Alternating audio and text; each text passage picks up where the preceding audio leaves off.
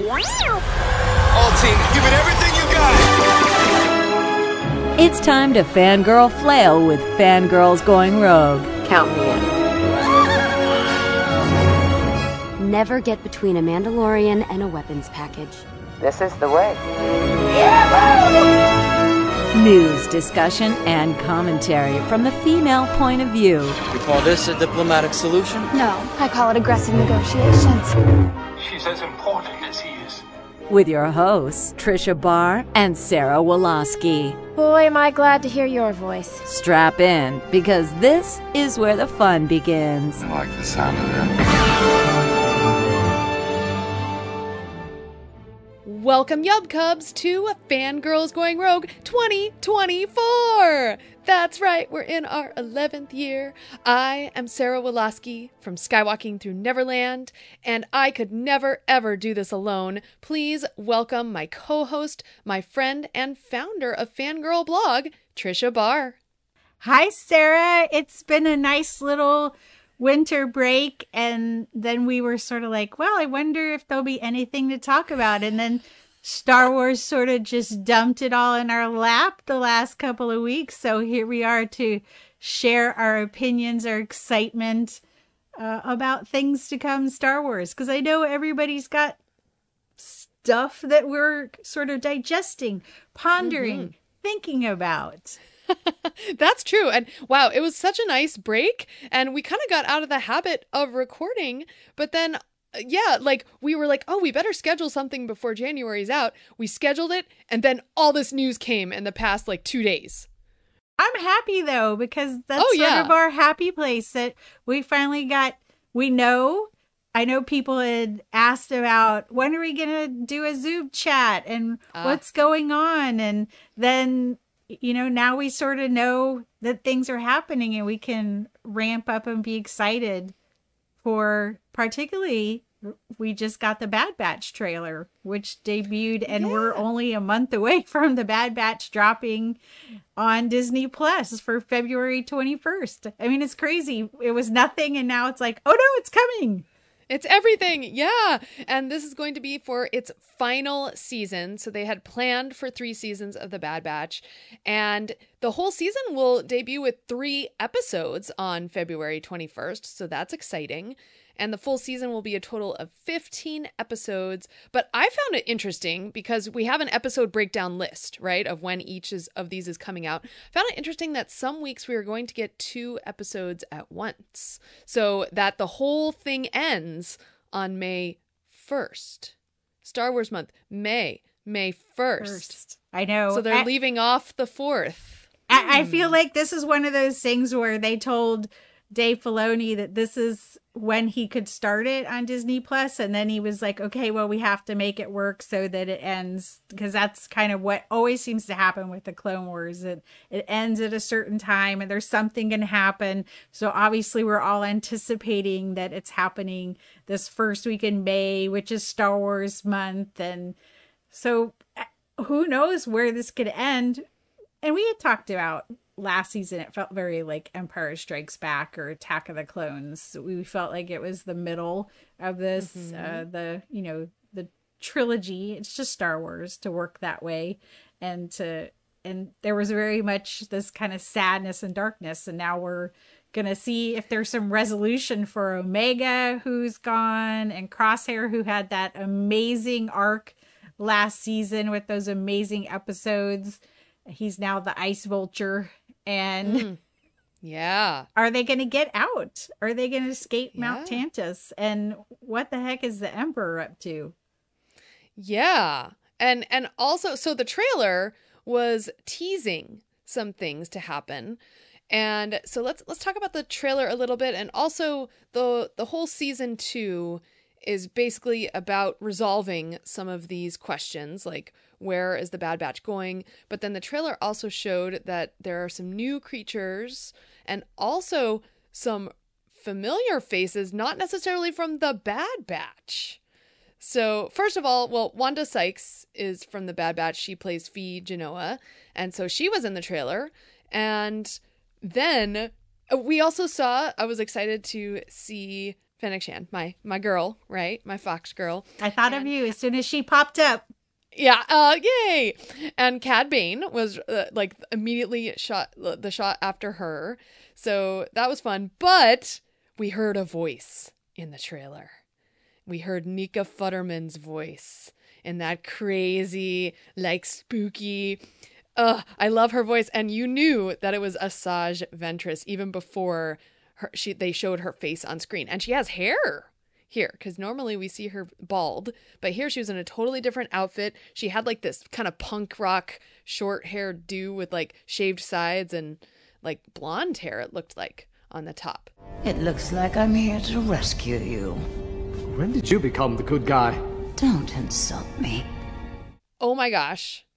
Let's chat about this. about Asajj Ventress showing up, which ironically the StarWars.com post that announced all this there's one statement on it, and it's from Brad Rao, who's been supervising director for all 3 seasons. He says, "We love Asajj Ventress. She's a character that we've been wanting to tell more stories about." And he makes clear that her return will honor prior tales, including the book in which the character apparently perished.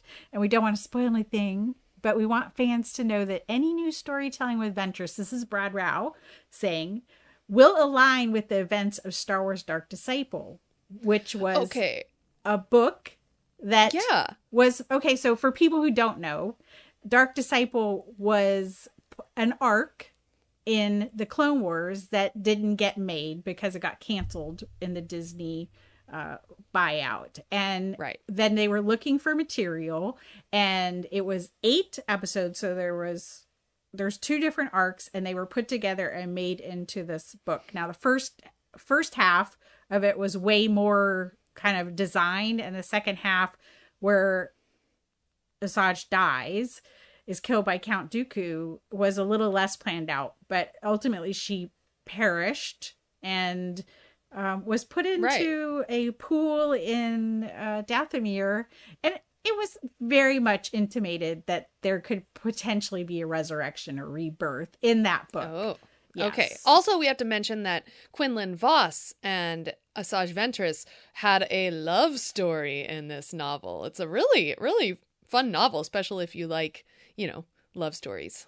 Yes. It for me the book was, I know a lot of people love it. It was Asajj, who is one of my favorite characters, dying to progress a man's story. So it's a perilous trope of science fiction and storytelling. And Christy Golden is the author. Not my favorite author in the world, because she does do a lot of tropes. And so for me, I was always like, did this really have to happen to this character? And that she's coming back, I'm like, great, awesome. Let's do it, because she shouldn't have died in the first place for Quinlan Voss's story. But it was done. I know why it ended up getting, there were a lot of things we talked about that these are George's ideas. And he knew people like Quinlan Voss. He liked Quinlan Voss. He loved the look of the character and the idea of the character.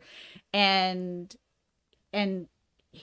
he can do tropes. George Lucas can do tropes. And some of his tropes, like having Ahsoka have a boyfriend that ended up being taken out and replaced with female friends in Clone Wars Season 7.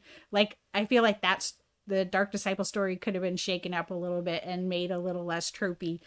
But it is a very popular book. And so, of course, people saw her and asked the question, like, is she alive now? Is this a flashback? What's going on? And right, because at this point in the timeline, she would be dead if the Dark Disciple, because Dooku was alive and he killed her. So obviously, this is well past when Dooku perishes at the hands of Anakin. So yeah, I was very confused but delighted by her appearance. Delighted. And Nika Futterman, you guys, she just kills this character. Like, she just makes her so... Kills as in does it well. Does it well. Exactly. Not like Dooku. She's so much fun. It's such a complicated character. She has she was Dooku's apprentice, and in the Clone Wars, the Emperor said, hey, that's it. You can't she was getting too powerful, so he wanted Dooku to kill her. Then she went back and realized went back to her roots with the Night Sisters, went back to Dathomir. I almost feel like it's a little bit like Marvel's Echo, going back to your generational female foundation and seeing kind of the magic of that. And I would have loved to have seen more of that.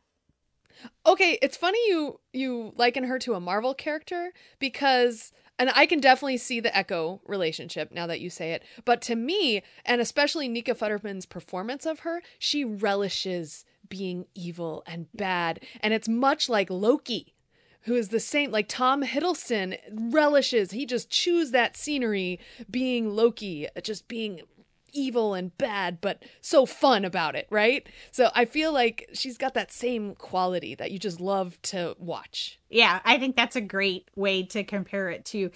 But in ultimately the end, we rooted for Loki to become the character he was, and I feel like she could do that too. I mean, there's just so much hurt and pain in the character, but it all comes out in sort of a sass. And, the way she fights with Anakin and particularly Obi-Wan Kenobi, there's just the way she always talks, and she enjoys sort of throwing them off by the things she says and the way she delivers them. So it wouldn't be the character as good as it was without Nika doing what she's done with it. Agreed.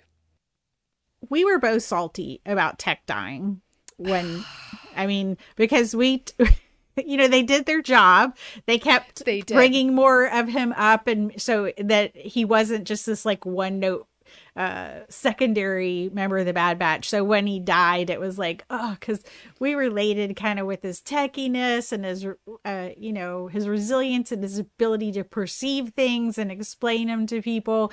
And so then we're like, oh no, he can't go. Yeah. But part of his story was teaching Omega how to fly. So we have a great shot of her flying. And did you think she looked older in that shot? Yeah, after I watched a breakdown, and they showed a screenshot of it, and yeah, the way the camera is, it's like looking up at her face, and her jawline is very pronounced there. And when you get older, you kind of have more of a more pronounced jawline.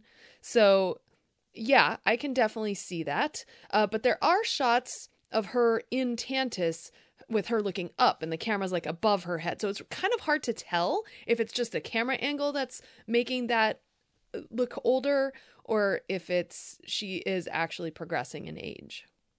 And then the one thing we do know is we're going to get some cloning, right? Yes. And she's a clone. We find out that there's the other female character, the Sarah Knight, her name is eluding me, but she says she's a sister, and I think that's like a clone sister. Right. Would she be a clone sister who has the, what is it called? The fast genes?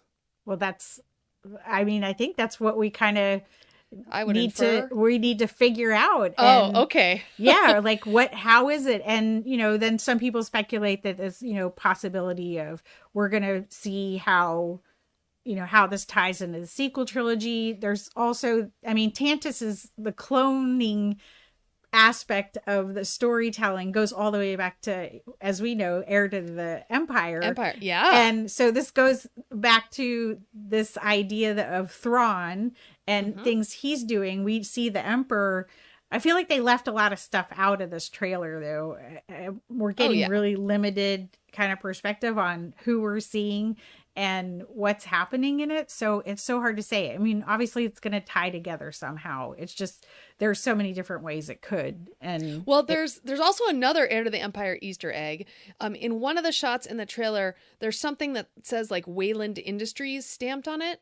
And Wayland is, I believe, the planet that Jorus C'baoth came from. And he's the cloned like Jedi Master. Or the original Jorus C'baoth was also from Wayland. So that's a fun little Easter egg there as well.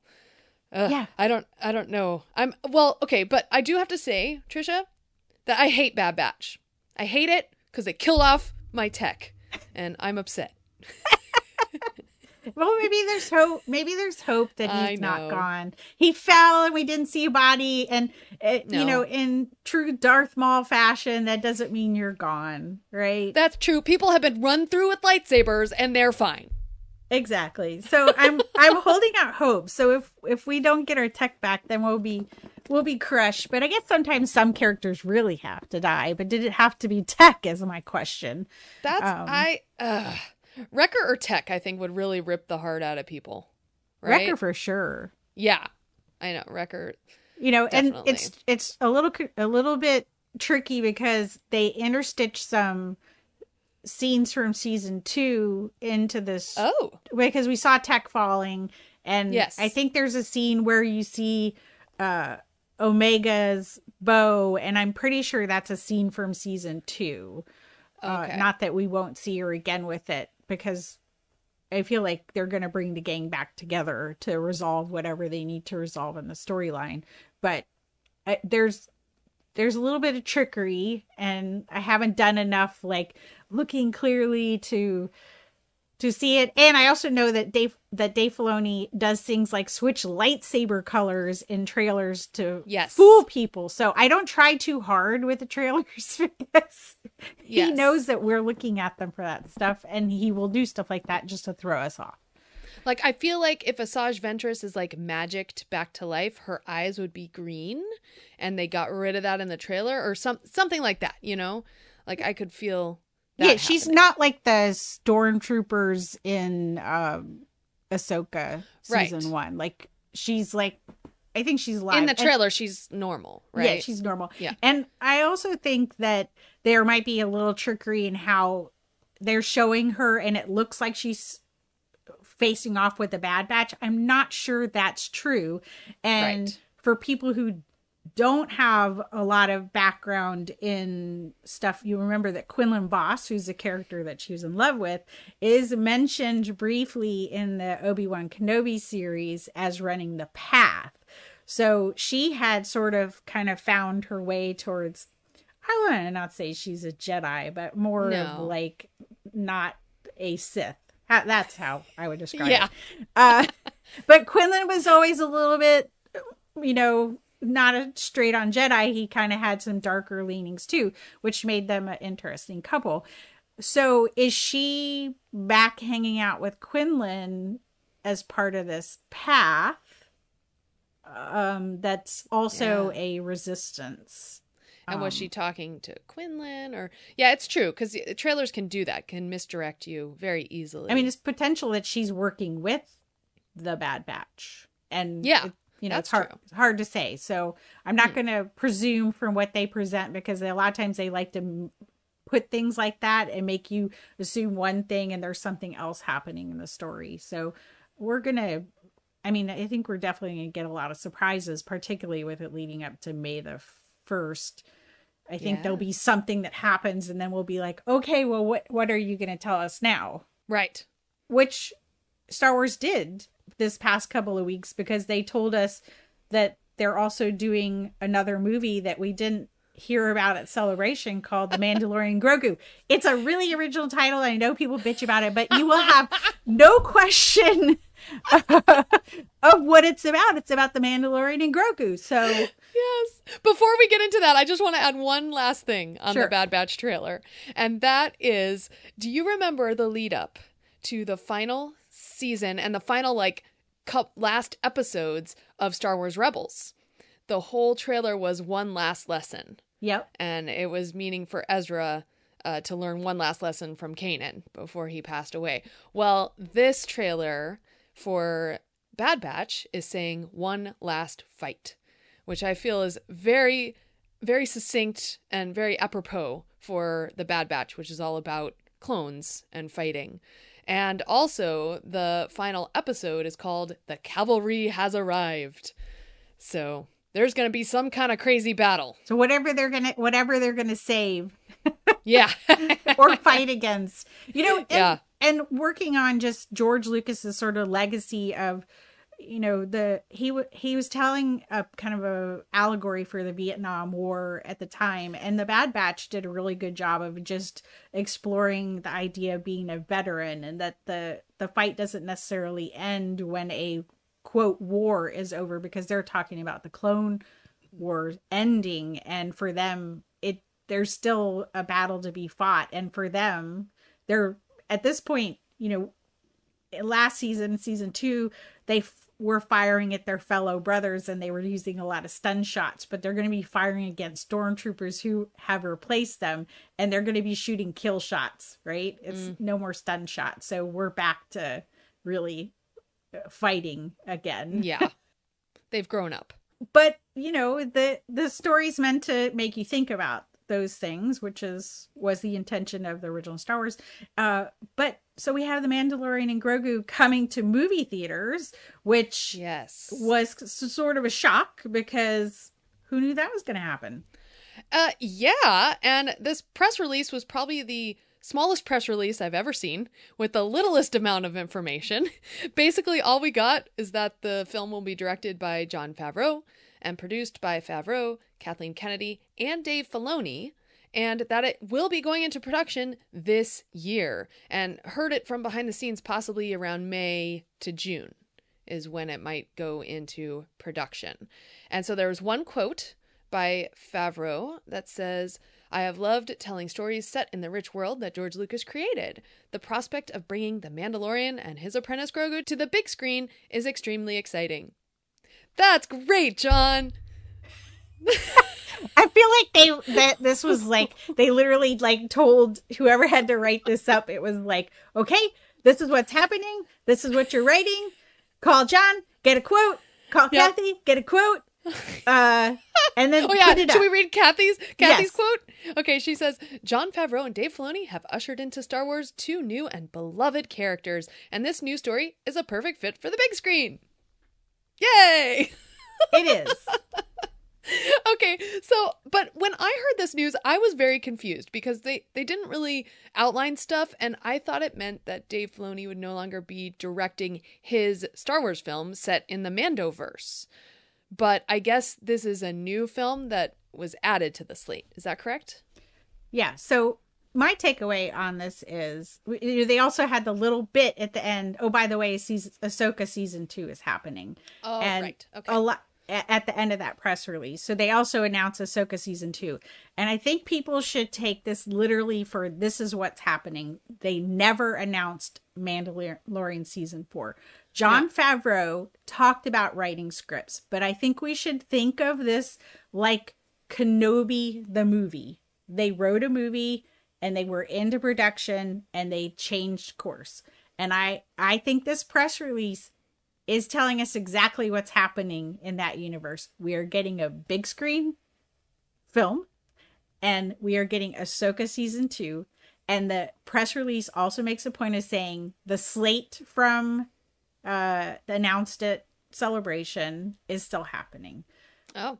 So essentially, the writer's strike really they were running on the Rey movie. The writer's strike really held that up. Yes. If they have a slot to film this year, to start filming this year. And I feel like season 4 of The Mandalorian was going to be kind of like these adventures of Grogu and The Mandalorian.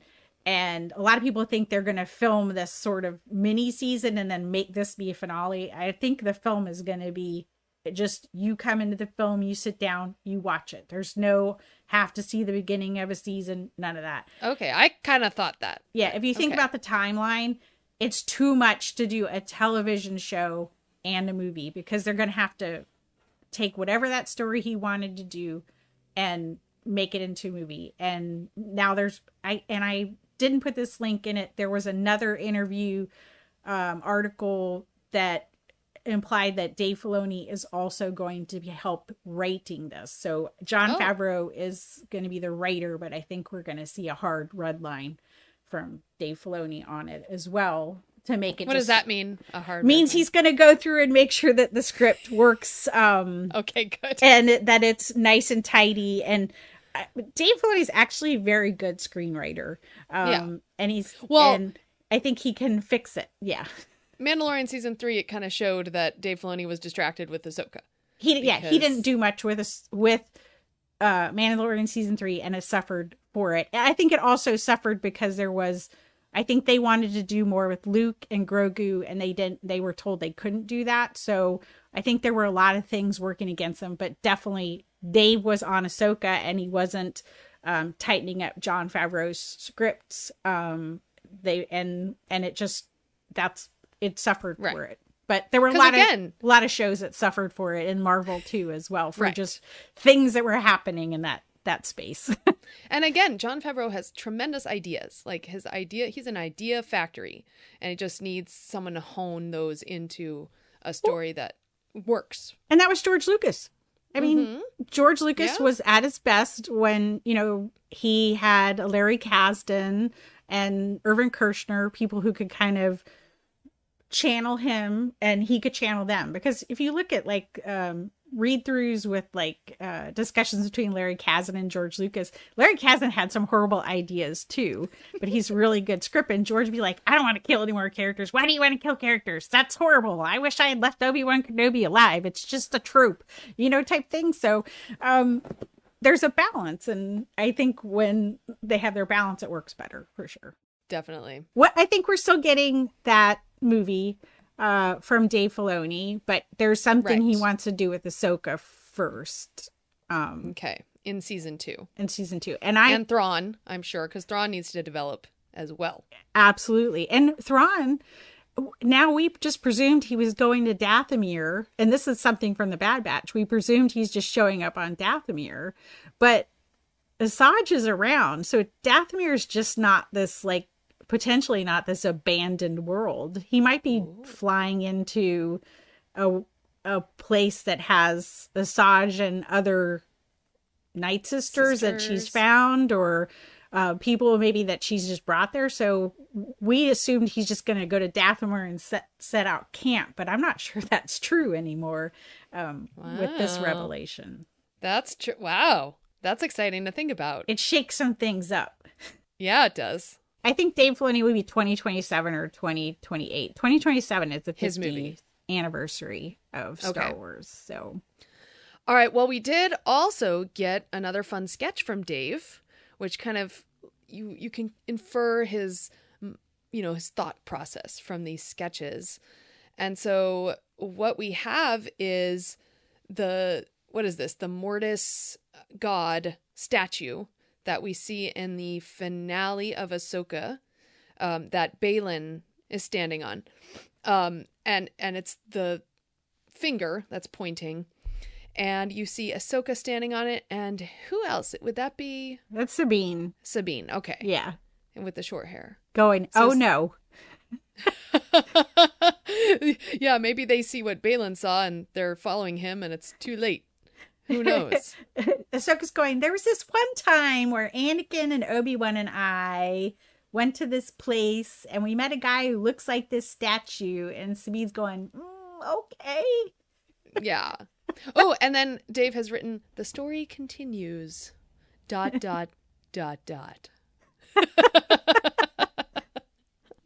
Wow.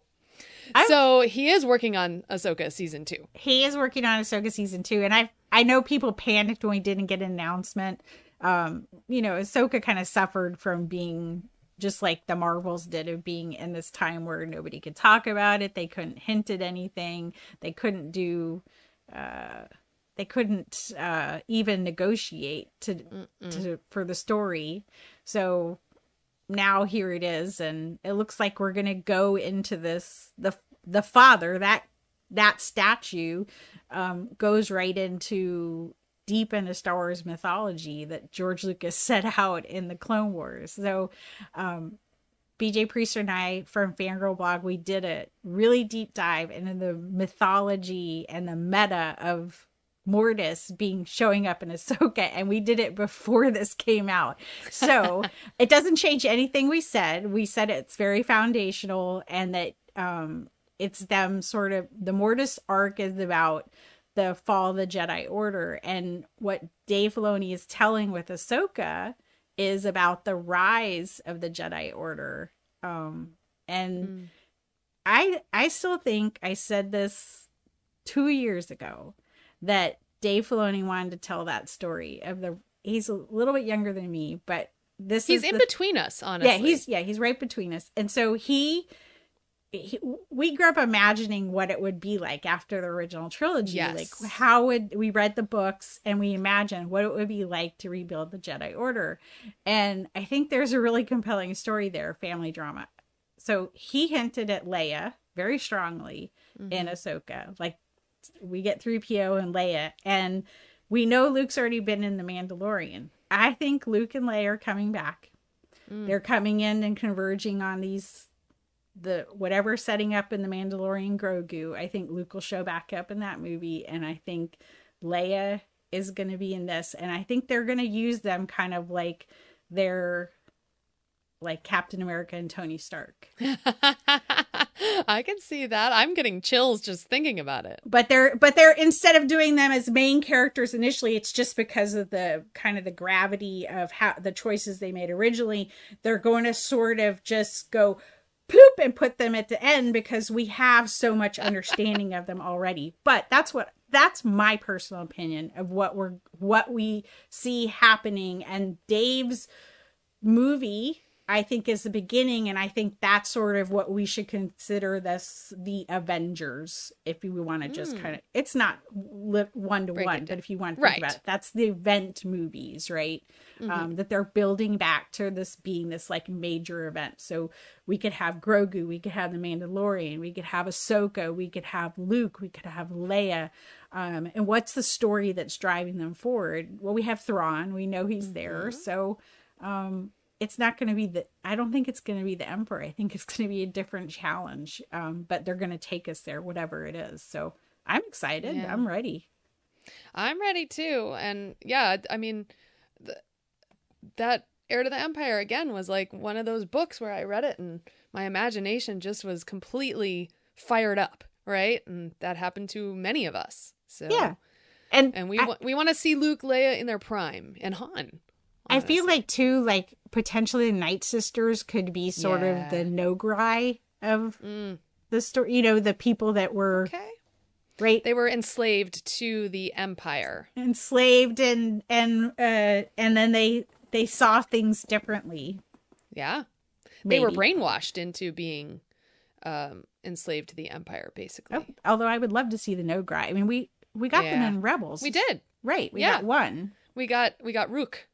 Yes, he was scary. Voiced by Warwick Davis. That's right. Like the one character that Warwick Davis has done that doesn't start with a W because it already had a name. I forgot that until you said that. I'm like, oh yeah, he did. I like that character though in Rebels. But I thought it was so well done in Heir to the Empire how Leia makes the connection with the Nograi. And if you guys haven't read Heir to the Empire, go read it because it's an awesome series. Yeah. It has stuff. Yeah, the Thrawn trilogy. And this just in, but I think, the new Thrawn novels are out. This is a total tangent, but the new Thrawn novels are out. There's like 2 more trilogies that Timothy Zahn has written, but Thrawn Alliances is by far my favorite of all of them. It is Thrawn in the present day teaming up with Vader, but in the past, a younger Thrawn has teamed up with Anakin Skywalker on Batuu, basically. And so it goes back and forth in time. It's so cool. And I think Thrawn is one of the only people who really understood that that Anakin is Vader. Like he can kind of work that out because he's very smart. And he kind of referred to that in the finale of Ahsoka. But I just want to say that if you're not a book reader, the comics, Marvel Comics is coming out with Thrawn Alliances, I believe this week, actually maybe even today. So they're going to start a series of Thrawn Alliances. So you can, read the comic and get the story up to date. So I'm excited about that. I'm going to be reading it. I think that would work well as a comic too. Just the visuals of definitely. it. Yeah, because the visuals are already on Batuu. A lot of it happens on Batuu. So I'm excited to see, you know, the places we know and love. The little spots and stuff. Yeah. Yeah, that you can just imagine now. You can see like laser bolts in Oga's cantina. It's like, oh, that's from Padme. Oh, that's from, you know, it's so neat. I love it. But all this stuff sort of was precipitated. We had this after we recorded at the end of 2023. Then there was this announcement that Dave Filoni is now Chief Creative Officer at Lucasfilm. So we didn't really get to discuss it, but I feel like that change, now we're starting to see the things that are trickling down from it. Definitely. Absolutely. And now before he was like chief something, wasn't he? Or he was just head of story. Well, he didn't have the chief in there, and the chief gives you a lot of power. And they made a point of saying that he was going to get to deal with everything from its inception. Right. From a story standpoint. Yeah. We've talked about it a lot. We felt like that at times there was a lack of vision, and Kathleen Kennedy's approach was really to like find people that wanted to tell a Star Wars story and say, tell a Star Wars story. And wasn't necessarily all cohesive. And Dave Filoni had given input and wasn't necessarily always used. I mean, he was the one who sort of pointed out that it was going to be difficult to do anything with Kylo Ren after he killed his father. Like, I don't know. He's like, how are you going to deal with that? And they really didn't deal with it. They just sort of let him go, I'm self-dungeoning myself, and that ended up hurting the story, because it, you know, a lot of people are like, well, that's it. Like, he just, you know, it hurt the rise of Skywalker, where it went. So he's going to have control from everything. So I think that's where you see the shift where, you know, they were like, we can't get the Rey movie in time, but he's like, okay, but we have this story here. And Jon Favreau, I mean, the dude's made some movies. I think movies are his That's best. an understatement. Yeah, they're his best medium. Yes. And so put him in he did Iron Man for heck's sake. Yeah. Put him in the medium that he's really good at, right? Yeah. He's not it's not to say that it wasn't The Mandalorian, but when he got to the bigger sprawling stuff where he had more stuff to do, it struggled a little more. But you say, here's 2 hours and just make it this cinematic event. And he knows how to really pull heartstrings. I mean, he worked on The Lion King, he's reproducing it, but Elf, I mean, like Jungle Book, crazy, you know, some Iron Man, crazy good movie. And if anybody has the chops to pull it off, it's him. So I think the 2 hour cinematic format is his strength. And I think that's what happened is Dave's like, we can do this. Like, we have the story. We're just going to make it into a movie. And so some of the stuff's going to fly out, and you have to. Yeah. And that can be, with Star Wars, that can be comics. That can be little middle grade novels that, you know, the stuff that's flying out can become other things very easily. Just say, here's an idea we had about Grogu and Din on a little adventure. Make it into a book. Have fun. Yeah. Yeah, right. Exactly. Or a comic, or right. or a kid show, or whatever, you know, animation. But it's nice to see that he's going to be honored at the Saturn Awards. And the press release said, Dave's work has had a profound impact on the Star Wars franchise, breathing new life into beloved characters and expanding the universe in exciting and unexpected ways. He is a true visionary in the world of animation and storytelling, and we are truly honored to bestow this very special award to him. And so he's getting the George Powell Memorial Award, which has some pretty big names who've previously had it, including Kathleen Kennedy, Frank Marshall, and George Lucas. Wow. So it's a special award. They don't always give it out. Yeah. And just like a random thought popped in my head while we're talking. Some of our favorite stories were Tales of the Jedi. Yes. That popped out of his little head, and we were talking about that. What if Asajj is part of Tales of the Jedi? That would be amazing. That would work very, very well, I think, because she's kind of on that gray path. You know, she could skitter darker light, and that's you could fun. get those little like how did Dooku she did that too. Yeah, how did she get resurrected, or how did she get to the place she is? I don't know. I could see it happening. I could too. Yeah. And I mean, that would be amazing. And having Dave Filoni as the chief creative officer, I think is very important. I wish, and maybe he wasn't ready for it. I mean, he's learned a lot since Disney bought Star Wars, but I wish we had kind of a chief creative officer, which is the head of story. They have the big picture of the story in mind, not the big picture of the budget, not the big picture of when films are the film slate, not the big picture of just the various different properties, but the actual story of where characters are going. And so I feel like Star Wars absolutely needed this. And we can really equate this to Kevin Feige for Marvel. Marvel always had that head, and you see where it got to the point, from 2008 to 2019, we have this tremendous 22 movies that tell a cohesive story. I mean, it's really cool. There's actually an article on FANgirl Blog that BJ Priester wrote about the book MCU, The Reign of Marvel Studios. And what BJ he said he was going to write a review, and then he gave me the article. I'm like, this is really an article about like franchise management, like how Star Wars and Marvel have similar paths and lessons learned and things that you can sort of learn from this. One of the things was both Marvel and Star Wars were pressured to produce for Disney Plus. Mm-hmm. And it became an exercise in you can only scale these big franchises up so much, because then they lost. COVID happened too. So COVID was a whole nother obstacle that you just wouldn't be prepared for. And I think a lot of people are willing to forgive them some of the stuff that, happened because they were working through both of those things. But there were things in Marvel particularly that sort of just, phase 4 sort of wandered. And we could see parallels in Star Wars sort of wandering too for lack of vision. Like there are things that have happened that were really amazing.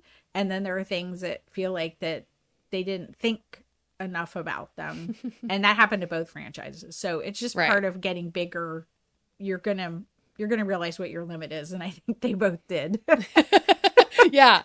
Marvel ran into the issue that most of their things needed a whole bunch of visual development and CGI. And like there weren't enough CGI houses and people to do all of it well with all the content that, Disney Plus was requiring at the time. We know there's been a lot of discussion about the artists who are working on it having to work too much because there was just a lack of project management, because there was, things were changing, and they really need to have their stories more in place, not trying to fix them and have, trying to move things around, because that's when you get these funky things. But, from looking at Feige he's a good producer because he was a good storyteller first. Like the thing that made him work with Marvel was he understood the stories, and he understood kind of what makes them tick, and that the characters were important. And that was the thing that he brought to the table. And by way of producing some really good stories, including Iron Man, which needed to happen, and Captain America, and those stories, he became a really good producer. What we have with Star Wars is they got us a really amazing producer who's really talented, who's worked with a lot of really good storytellers, George Lucas, Steven Spielberg, and others. There have been other directors that she's worked with. But I don't know that Kathleen Kennedy is necessarily a storytelling visionary. And so it looks like we're finally getting to the point with Dave Filoni where we're slotting in the visionary. And Dave has learned a lot about producing. He's kind of come along in the way Feige does. He came up through animation and was taught by George Lucas, but the same type of thing. He's come the route of storyteller, right? And then into this like big overarching role. Very succinctly said. I like that. One of the things that to me is curious in franchise management, and you go to the parks a lot too. Yes, Disney parks. when I walk into the parks now and I look at what is there we have original trilogy merchandise, Mando and Grogu merchandise. Yes. And a little bit of Ahsoka merchandise, because they tend to be slow on those because Dave doesn't want to give away spoilers, so he doesn't give them anything. Yes. But there's tons of that merchandise. And I feel like when I go in there and I see those specific things in there, that the Mando and the Grogu was a way stronger lead for a movie because of their merchandise and how wrapped up their profit is, that I think they're a little nervous on the Rey movie. You don't see Rey or sequel trilogy stuff. I mean, they put Rey on a few things here and there, but you just don't see the merchandise tug. Like, we see the Rey lightsabers around. Yeah. I know that. And then but lightsabers sell. I mean, lightsabers are lightsabers. Of course. And then you also see, like, in the clothing shop on, like, Batu, you see, like, the Rey arm wraps and the Rey outfits. I don't know how well they sell, but those are there. Like, that's like where Rey and Kylo Ren kind of live. But you're right. Like, any of the t-shirts or spirit jerseys are things that have characters on them. Like, even the Christmas stuff or the Halloween stuff is all original trilogy stuff, or it's Grogu in a cute pumpkin or something. Yeah. And there's two new merchandise lines out, and there'll be a third. And so there's an original trilogy line that's come out with the really kind of cute, all the characters from A New Hope, sort of in a stylized. And then they have an R2 Loungefly that actually has a light up. They have R2 ears that have been really popular, and they're really hard to find. Those are so cute. Oh, they're here at my park. Oh yeah, well I do have them. You too, have them? Okay, but they're not quite as hard to find as the Baymax as a s'more ears. Because what is with it with people and food? I don't understand. But see, the thing is, I'm not a huge Baymax person, but the first one I got with a munchling was the s'more, because I'm a total s'more person. So I'm now on the hunt for the Baymax s'mores, if anybody finds them. But okay, but the R2 ears are very hard to get. And the other line that just came out is Grogu and Mandalorian, and the Loungefly purse is got the Grogu in the seat behind Mandalorian in the N1 Starfighter. Yes, I saw that. Yeah, so cute. and then Grogu ears with the little butterflies on them. I don't think I've seen those yet. Yeah, okay. They're really cute too. So they're hot, and they were listed as Disney parks as part of their hot thing. And then there's the Ahsoka Tano Day merch line that Ashley designed, and there'll be more Ahsoka Tano ears. So we have which are so cute. Yeah, so we have planned lines for original trilogy, Mandalorian and Grogu, and Ahsoka. Mm-hmm. And there's been no lines that have dropped for the sequel trilogy. So I feel like that's where they think they're strongest. So the Mandalorian and the Grogu works well. And people don't realize how important the merchandise is to the profitability of Lucasfilm, because people were like, the movie's made $1 billion. What did the merchandise? That's always the question. And right, and I know a lot of people get really upset about, but I mean, we could do a whole discussion on how much they have to pay to license. Yeah. And then, I mean, it's a lot of money. People were bitching about how much the lines cost, and then they were cheaper for the Indiana Jones action figures. That's because they didn't have to pay nearly the license fee. It took about $4 off just a standard action figure. That they tack on $4 more or for the licensing fee for the licensing. So it's just expensive to do it. So people apparently don't want a license in there because they're not comfortable with it. So that's kind of, So you can see where the merchandise is going. Another thing about BJ's article, the MCU, is he mentioned how the merchandise, and if you read the book, the MCU book, which is a fascinating 16-hour listen on Audible, and I've done it, I've listened to it. It mentions how, like, basically a lot of the female characters were sidelined because in the beginning, female or characters of color were sidelined because one of the main people higher up who Perlmutter, thank you. Ike Perlmutter was just adamant that only boy action figures get sold, only boy toys get sold. And so you're kind of seeing a bit of that almost happening in Star Wars, but differently in that, we know that Ahsoka merch gets sold. That gets eaten right up. We know that Mandalorian and Grogu get sold. So that's like the stories that they're telling because they know that they can sell merchandise for it. Interesting. The merchandise for women don't necessarily buy action figures. No. That may be true. But I know for a fact that between Sarah and I, we have how many Rock Love jewelry, makeup lines, which you don't necessarily see because we put them on our face, right? Right. Hair stuff, I think. Hair. Ear accessories, Loungefly bags. Yeah, we buy different kinds of merch. We don't buy action figures necessarily unless they're Disney new emos. Exactly. For me. But so it's just a different way. Focus. And you might not, you say, oh, they're not buying the act, but there's how many women walking around with Grogu and Mandalorian backpacks at the parks. And that jewelry is expensive, but we buy it. We find a way.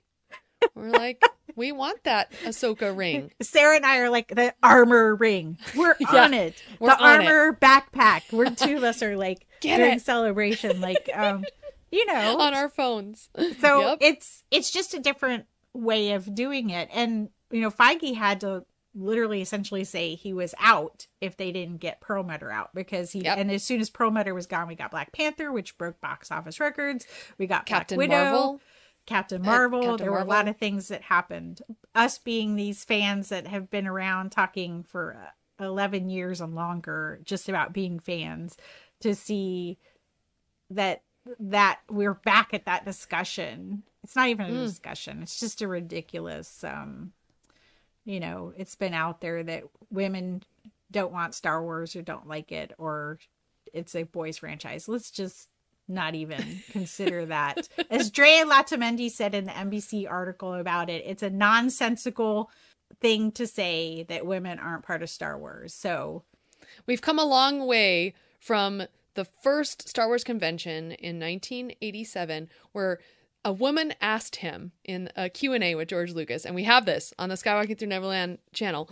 A woman asked him, where are all the women in Star Wars? We only have Leia. And George Lucas was like, well, it's war, so mostly men are soldiers. Was like his response.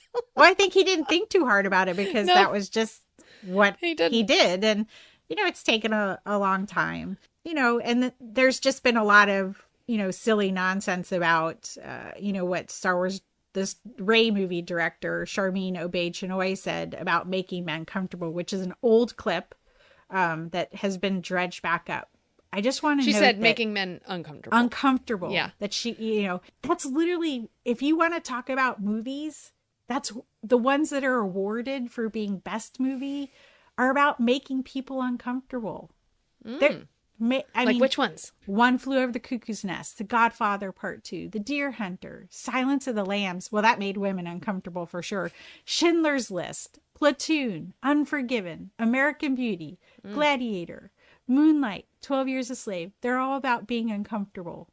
So she said, and most of the time it's about making women uncomfortable in things. And there's a whole genres of movies that are just about making women uncomfortable. So it's a silly thing to go after a director for saying something like that, particularly when she's talking about honor killings and horrible things that happen to women. Yeah, she wants men to be uncomfortable about those ideas. Everyone should be. Everyone should be. Exactly. And that was a quote from how many years ago? I think it was like 8 years ago. That's it's just crazy. Silly. It's silly. So, I mean, just take a moment. Everyone chill. Take a moment. Everyone chill. Go look at your action figures. Exactly.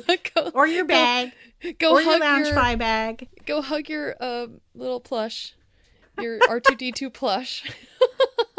And you know what, too? I just want to note, if you're a guy and you want a Loungefly bag, and that's your thing, or some jewelry, go for it. Because let me tell you, there's a lot of guys walking around the parks sporting their Loungefly bags now. So Richard has a Jawa Loungefly bag, and the eyes light up. And it's so cute. Yeah. He's worn it proudly.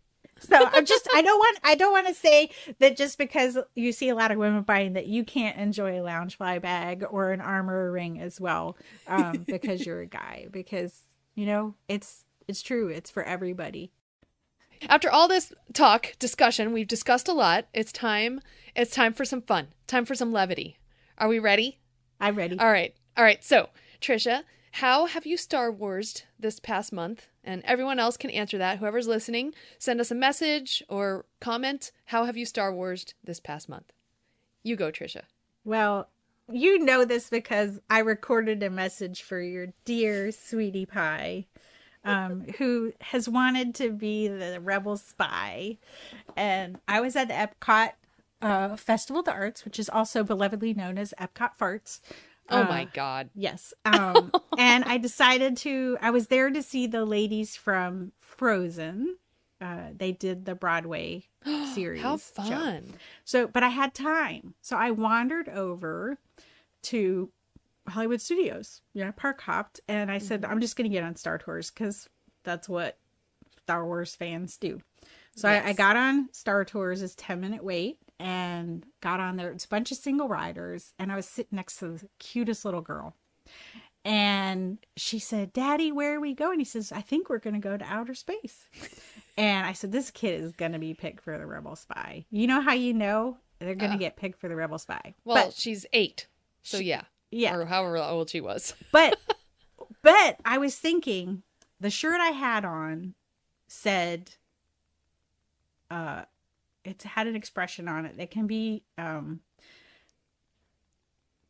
perceived as maybe naughty. So I zipped my shirt up in case I got picked as the Rebel Spy. I zipped my jacket Well, now up. I want to know what it had. It said amateur as is what it said. Which is an expression we use in the horse show world to say, like, to forgive the stupid things we do as amateur riders, which we do a lot of stupid things. Like, we make mistakes in the show ring. So if you come out and you're like, yeah, I'm amateurs. So I zipped that shirt up and we took off and just, Kylo Ren came out and, I'm going to get the Rebel Spy. And she's saying, Daddy, we really are in space. And they say Rebel Spy. And I look at the screen. I'm like, that's me. Did you say anything? Did you yell? Did you scream? I screamed. Richard, he's going to be so mad. No, that's what I thought. But I did scream. I was like, that's me. You were and the if Rebel people don't Spy. know, Sarah and I have each been half of the Rebel Spy. Yes. Half of her boob and half of my boob. Mm-hmm. That was an entertaining picture. We don't even know how they got that, but it happened. So now I don't know where I'm at. I'm not sure what the count is, but yeah. You don't know? Oh, no, my gosh. I mean, I have it somewhere, but I'm 9.5 times now. I think it's like 7.5 for me or something. Okay. Yeah. I was Rebel Spy again in the last couple months. Richard was real mad. He was very upset. So I immediately got off the ride and recorded for Richard and said, yes. Richard, I just want to let you know I was a Rebel Spy and it is possible for us old farts to be the Rebel Spy or something like that. And I sent it to him on Messenger. So, and Richard sent me back I think 5 or 6 GIFs. Yes. Yeah. Of the Office GIF, right? Yeah. Of Michael Scott. I love that one. That's my favorite. But yeah. So what did you do Star Wars? Well, okay, this is very exciting and it hasn't happened in 7 years. Has it really been that long? It has been that long since Run Disney Race has been in Anaheim, California. So 7 years. So I ran the Disneyland 10K for the Disneyland half marathon weekend. I'm no longer doing half marathons. That was 7 years ago. But the course took me through Batuu. I think that's so cool. So they wouldn't have had Batuu last time you ran. They did not. In fact, when they built Batuu, one of the first things I said when I got in there was I would love to run this before dawn in a Run Disney Race. And I have done it. Check. I'm so excited. Now, what's fun is the course took us through from the back. So it took us through from Splash Mountain. Right. The back way. Okay. Past Hungry Bear Restaurant. And then so you're going, you go past Rise of the Resistance. You go past not the Falcon, the X-Wings, the X-Wing. Yep. And you run all the way around. Now, instead of going up to the Falcon, it just took you around that edge of Batuu, past the garage, and then up to the TIE fighter or the TIE echelon, and that's then no fun. Dumped you out. Exactly. So it's in the morning. I'm running, and I'm like, well, I really want a picture with the Falcon. And so I just did a little detour, and I ran my little self over to the Falcon and got a picture. And all nobody stopped you? Was there anybody else who got the great idea too? No one else was as brave as me. But I did pass a cast member, but they didn't say anything. They were like going in and out of somewhere, and they just kind of looked at me. And I was all by my lonesome in that whole area of the Falcon, that whole plaza. It was very exciting. People were lining up to get a picture by the TIE echelon, so I kind of went in line with them, and then I ran over to the Falcon. I'm like, see y'all. I like it. I like the way you think. Just do it. Yeah. And I had even kind of, I was looking at the map, and I had kind of planned to do that. And when you're in the moment, you're like, you know what? I'm never going to get another chance like this. No, it's true. So just do it. So I did. And then we got to see the backside of Batuu. So I don't know. Yeah. So after we ran through Toontown and out, the course went behind Batuu and behind Toontown. So you could see basically the spires. You could see where sometimes they spill you over into the backstage if the Smuggler's Run is having a big line. Yep. So you could see that area. And yeah, we ran all along it. I did. So if you want to, on my Instagram account, Jedi Tink, I do have a couple reels, part 1 and part 2 of my journey of the 10K that day. So you can see that stuff. You can see me talking by the Falcon. You can see me run through the castle, so you can run with me. That's a moment. It's always fun to do that. You've never done a Run Disney race, have you? I did one. I did a 5K, and I was worried about the balloon ladies that don't actually exist for the 5K. I was not chill for my 5K. There was no chill. If I did it again, I would be way more chill. But I'm going to tell you something. I do not like to get up that early, except for horse showing. So I don't know that I'll ever do a Run Disney again. But if they let us go through the backside of it too, maybe. But the thing is, you have to sign up before you know what the race course is. Yeah, that's the hard part. One of the reasons that more Star Warsing, maybe you could call it Star Wars, Marvel, and Disney parking, I don't know, is I finally built shelves for my 138 Loungefly bags. Yes, I have. You counted them. I have a problem. My husband counted them. That was the problem.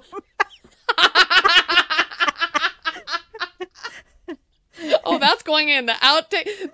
That's going to be the main thing of our show. My husband counted them. That's my problem. So they are now neatly organized, somewhat arranged. I have culled and decided which ones I will pass on to other loving homes. Oh, okay. And, do I get a choice in these? Sure. Okay. Yeah. So, and I also have 4 racks of mini ears. But so cute. My 4th rack has a lot of room, so I have room to put R2D2 ears and all that stuff. Anyway, so that's awesome. So you organize it all organized, shelves built. My dad helped me. I have like a space behind the shelves for all the boxes for my Funko Pops. I won't tell you how many of those I have. I have a whole rack just of. I actually had to decide which Mandalorian Grogu stuff because I contributed way too much to Disney's decision to move ahead with Mandalorian and Grogu. They're like, that Tricia Barr keeps buying Mandalorian Grogu stuff. We can make a movie out of this. So yeah. That's so funny. You don't realize how many Mandalorian Grogu Loungefly bags there are until you look at them all on your shelf. Oh my god. Oh, and one thing I want to mention is the Phantom Menace 25th anniversary is this year. Oh. And there is a killer Loungefly handmade bag that is on pre-order now. So if you guys want the Phantom Menace handmade kind of schemed bag, it's very subtle. Like, you're gonna look at it and go, that's a handmade bag if you're a Star Wars person, and someone else might not. But it's out there. I highly recommend it for pre-order. I don't know what that looks like yet, but I'm sure it's beautiful. You always pick the most beautiful bags. Yay. I love that. And I've gotten a few for you from the Disney parks. Awesome. I know. I have a new one on my list for you, so that I'm looking for. All right. Well, yeah. So basically, the Run Disney thing was my most Star Wars thing this past month. Otherwise, and I'm gonna say this right out, Richard and I have been cheating on Disney. We really have. You're now like Disney swingers. No. No, we bought. So this year, if you want to read about that in the internet, you can read about that now, which is way more than I wanted to know. Googling Disney. No, I'm just kidding. Okay. Okay, so this year, because of that stupid lawsuit for Disneyland Magic Keys, we are now, even with the highest level Magic Key pass for Disneyland, we are blocked out for at least 2 weeks for that whole Christmas week, Christmas, New Year's, all of that. And this year, on Christmas Day, we wanted to go to a park. And we couldn't, or we could have, but we would have spent like $500 to do it. We didn't want to do that. So instead, we put that money toward a Universal pass for the year. And we went to Universal Studios in Hollywood for Christmas, and we had an amazing time. We saw Grinchmas. We went to Harry Potter at Christmas time and saw all the fun, things happening. And there's Nintendo World now, Super Nintendo World. So we had like the best time, and it's all because Disneyland blocked us out over Christmas week. So now we're going to go to Universal some more. And they have some really amazing deals. Like, you get to go to the Horror Nights for free with the highest level pass. Oh, wow. You get a ticket to Horror Nights, which is awesome. Plus some other awesome things like Express Lane after 3 p.m. It's like really cool. So that works out well. You can work a job and then go. Yeah. You can go, and then you can go on like all the rides in like an hour because you have Express Lane. It's really great. Yeah. I like it. I've been cheating. Yeah. So we had so much fun. I think this was 2 episodes ago that we took a quiz. Mm-hmm. Yeah. Live. We took it live. So we're going to take a quiz. Yep. And I thought this one was perfect. It's what percentage Princess Leia are you? What percent Leia are you? And this is on StarWars.com, so you can take it too. Yeah. And so we're going to take it together. We're going to take it. Are you going to try to rig this to make yourself 100%? Or are you going to answer? I'm just going to answer. Okay. So the first question is, describe your personal style. Are you effortlessly chic? I said that terribly. Effortlessly chic? I'm not, apparently. Are you royal? Functional? Or I wear whatever is clean? Oh my God, that's funny. I'm going to say royal, damn it. I'm picking functional. Okay. That's very me. All right. How do you stay fit? Running, yoga, tennis, or swimming? Well, I need to pick 2 because I do running and yoga, but I'll say running right now. I'm going to do yoga because I do Pure Barre, which I think is, and by the way, finished my 1000th class, so I'm very proud of that. Whoa, do you get like a pin or something? I get socks. Oh. Which is fun. Really? You have to use socks in class. Okay. How do you prefer to travel? First class, by train, in a car, any ship will do. Well, now that I'm older, I'm first class. What are you? That's how I feel anyway. Whether I pay for it or not is another story. I prefer to travel first class, so never done. Oh, I did it on my honeymoon. I lie. One time. Nice. And they upgraded us, not because I paid for it. Yeah, first class. Okay, nice. All right. Where in the Star Wars galaxy would you want to visit? Okay, well, Naboo, Cloud City, Dakar, or Alderaan. I'm saying Naboo. I've always said Naboo for that. That's going to dock my percentage of Leia. I'm going to say Alderaan. Okay. What is your greatest strength? Diplomacy, wit, perseverance, or muscle? I'm going to say perseverance. I'm going to say wit. Wit meaning smarts. If a friend needs help, what do? Do you wait to see if they can handle it? Get someone else? I'll save myself and my friend. Or whatever I can. Oh, God. I'll save myself and my friend. I ain't saving anybody else. What do you do? Oh, my goodness. If a friend needs help, honestly, I kind of am a wait and see. And if I need to step in, I'll step in. So it's not a bad approach. Yeah. All right. I guess if you're a mom, you should really try to do that, right? See if your kid can handle something. I don't know. Sometimes they got to learn, though. Right. Well, that's what I'm saying. Like, yeah. Like, wait and see what happens. Anyway, okay. Which Star Wars character would you want to have your back? Holdo, Amilyn Holdo, Luke Skywalker, Chewbacca, or Jabba the Hutt? I'm going with Chewbacca, man. I'm going with Chewbacca, too. Like, when I was like that, looking at it, I'm like, that's who I went to. Uh-huh. Yeah, you'll never have a deeper sleep than in the lap of a Wookiee. Okay, speaking of Jon Favreau.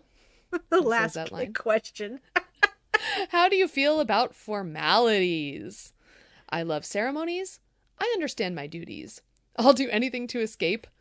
They're a necessary evil sometimes. Formalities. They're a necessary evil. I like pomp and circumstance. I'm going to say I love ceremonies. I think that's going to dock you. Probably. All right. Who do you find most relatable? Kylo Ren, Han Solo, Darth Vader, or Rey? I'm going to say Han Solo. It's Han Solo. That's a no-brainer. Oh my God. What'd you get? 25%. What? All right. I got 75%. It was that was first class. Now that you know what percent Leia you are, why not see if you're more Rey or Kylo Ren? No. Oh. It said, okay. So you are 25% Leia. Somebody call Obi-Wan Kenobi because it sounds like you need some help. That's funny.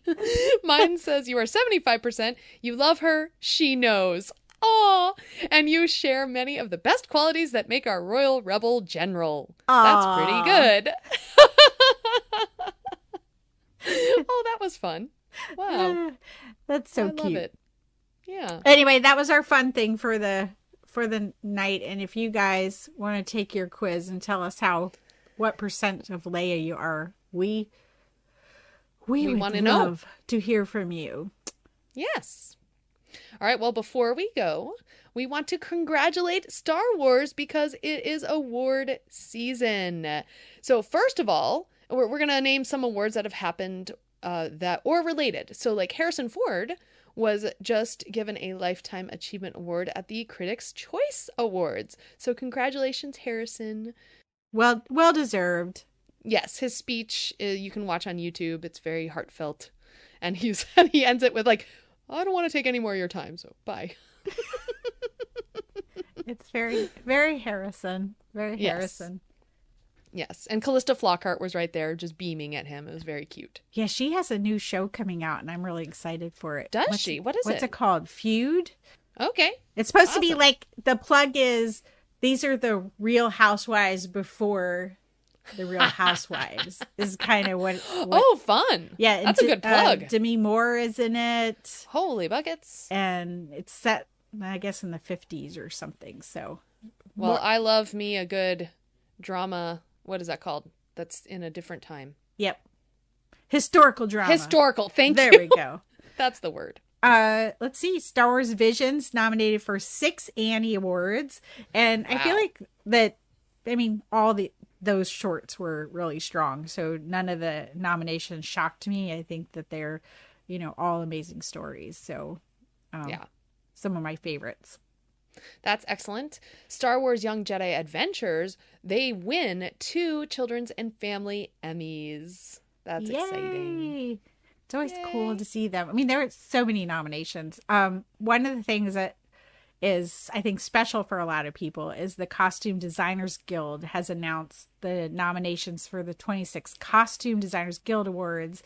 And in television, Shauna Trippick, who passed away in October, received 2 nominations for her work on Ahsoka and The Mandalorian. And I know that, you know, she did amazing work in Star Wars, and her loss is was just kind of shocking and sad, but it's kind of nice to see that she was honored for those. So the one was for Ahsoka Part 8, The Jedi, the Witch, and the Warlord, and then also nominated for The Mandalorian Chapter 22, Guns for Hire. That's awesome. Yeah. Wow. And then John Williams breaks his own Oscar nomination record for Indiana Jones. Wow. Is anybody surprised? No. Oh my gosh. He's amazing. Love John Williams. He's like in his 90s. He was born in 1932. I know, it's crazy. Yeah. It's crazy. And the man's like, he's like, nah, I think I'm going to unretire. Mm-hmm. Oh, yeah. Yeah, whenever he says, oh, this is my last movie, I'll be, yeah, hold my beer. That's fine. We'll wait until you do another one, Johnny. I still remember when I put on How to Steal a Million back when I was a teenager, this movie with Audrey Hepburn. Yep. And I put it on and I'm watching it and the credits come up, music by Johnny Williams. And I was like, Johnny Williams. And it's really weird. It's like this really weird soundtrack, like very 60s mod kind of. But yeah, I was like, it's Johnny Williams. It's so cute. Okay. All right. You wanted to talk about one more thing? Oh, I sent this to you, composer Ryan Shore from the Forces, Destiny, and Galaxy Adventures did an interview on IO9. And I thought it was just like fun to see, something like that get pulled back up. And of course, I sent it to Sarah because she loves to talk about music and stuff. So you pulled out a comment from there, and I think it's definitely like the advice for anybody doing Star Wars storytelling, whether it's musical or anything. But go ahead and read it, Sarah. Sure. Yeah, so Ryan Shore says that Lucasfilm and Dave Filoni gave him advice using Williams' themes at the right times in the right ways and to use them judiciously. That way, I'm not overusing them. I also got to write a few of my own themes as well, which blew my mind to have written my own themes alongside Williams. And then to see the paperwork after the show that shows my name next to John Williams. It's like, what? How did this happen? So, yeah, that's a very good piece of advice because a little music goes a long way. A little Star Wars goes a long way. Like, well, I mean, you think about like The Mandalorian, Ludwig Göransson just like created this whole sort of sound. And then when he does use a bit of Williams, it's to tell you something special. But then there's, it's a big galaxy, so you can have a lot of sounds. And now we've had Ahsoka, we've had a rock punk song in that, and all the just the little different ways. See Kevin Kiner on the live action doing that, and not just the animation, because we just know how good he is. And now there's so many people that have made Star Wars music, but all of them grew up listening to John Williams music, so I think they know it by heart. So they're like, okay, this is the time, right? This is the time I need to use this little bit of Star Wars music from John Williams. Yes. Michael Giacchino too. Yeah. He's used it too. Who now is directed for Marvel. And that's right. I mean, Werewolf by Night. You just don't think like, I'm going to go into composing music and then I'll get into directing. So I think that's really cool too. It just goes to show you how important composers are to... Well, they're storytellers themselves. Yes. They're storytellers of the emotion. I'm trying to think of what's the guy's name who did the Gladiator movie? Oh, the composer? Yeah, Hans Zimmer. Hans Zimmer, and also Pirates of the Caribbean, right? Yes, he did that. So he was just talking about how there needed to be a moment in the story, and they had worked out that it was that touching the grass. Yes, for the Gladiator. That still is in my head. Yeah. But, he's talking about we have to have this storytelling thing that's expressing his want because the movie doesn't work if we don't know what he wants from this whole adventure. And he's like, well, just having him walk with his hand in the grass kind of tells you that he just wants to be a farmer and he just wants to be with his family. And then his music says that. And there's so many ways that Star Wars music tells us whatever this is that we're supposed to feel about it, and tell us about the characters. So, we hear the Force theme, or we hear Leia's theme, or we hear, Han and Leia's theme. Han and Leia's theme, yeah. So all those little ways. So it's really cool. And I was setting up my Forces of Destiny dolls, I think the day before I read this. So I still have my girls on shelf. Me too. Me too. They're right behind me. Yeah, right there. Yay. So, well, that just dovetails right into my plug for this episode.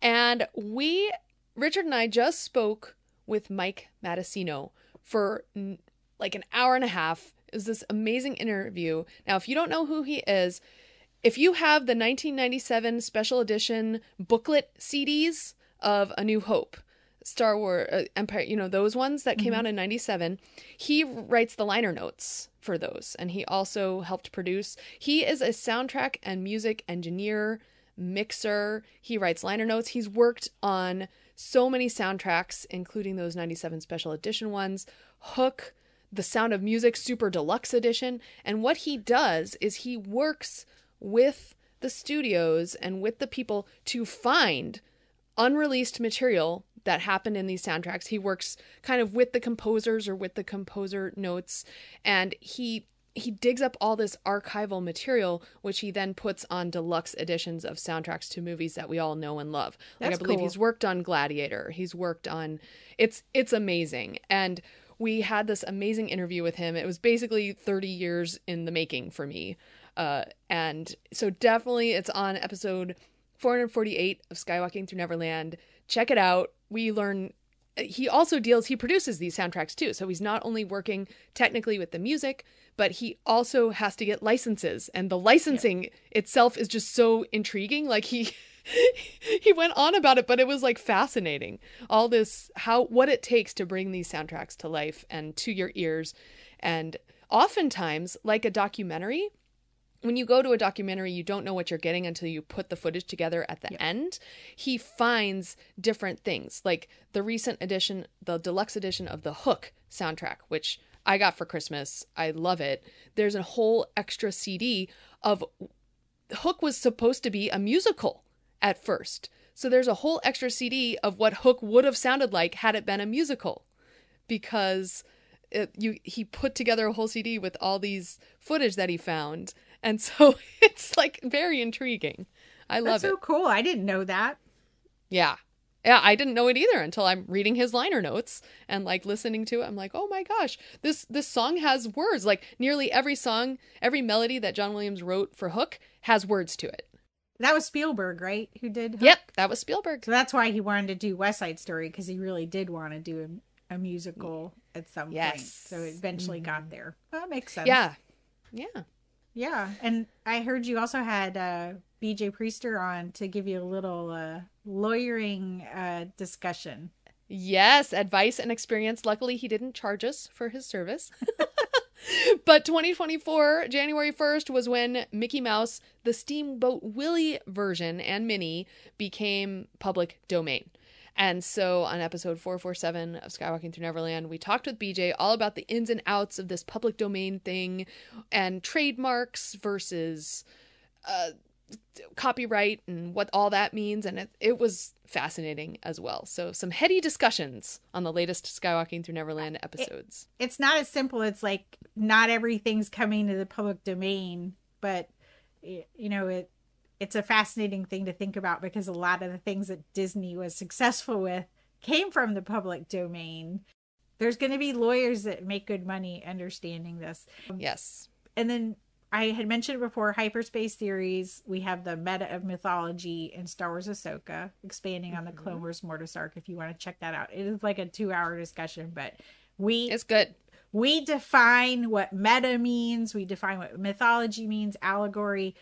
We really went into the the nitty gritty of it. And then I had some people say, hey, thanks for describing meta, because I hear people talk about it and I don't necessarily understand what they're saying. So, we try to do it. And then if you haven't listened to our last episode, Teresa Delgado was back.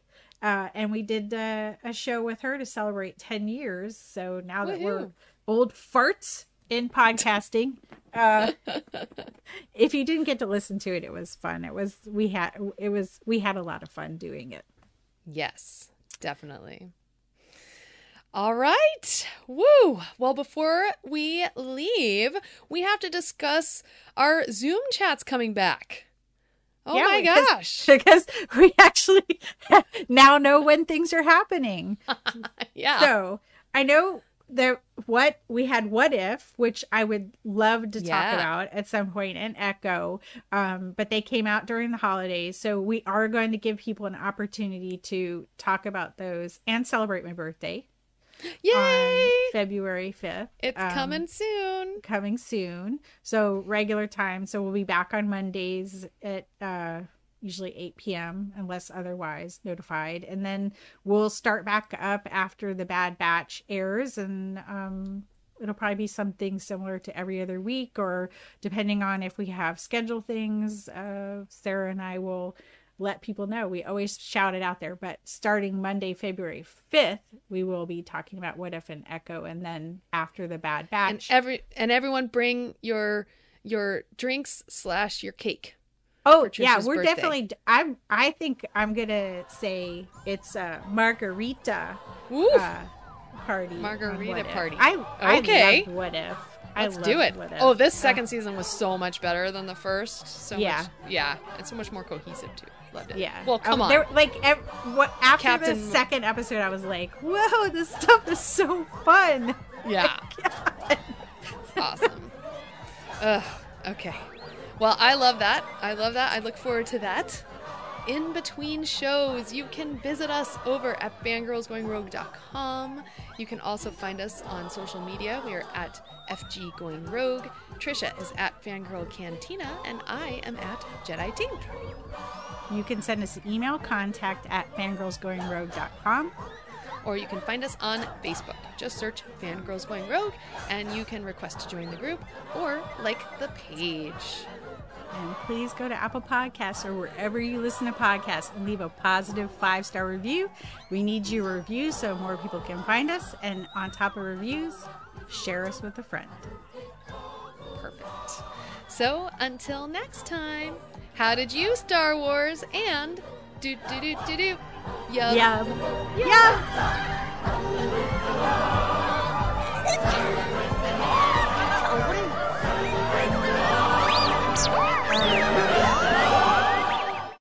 This site is not affiliated in any way with Lucasfilm Limited, LLC, the Walt Disney Company, or any of their affiliates or subsidiaries. Yep.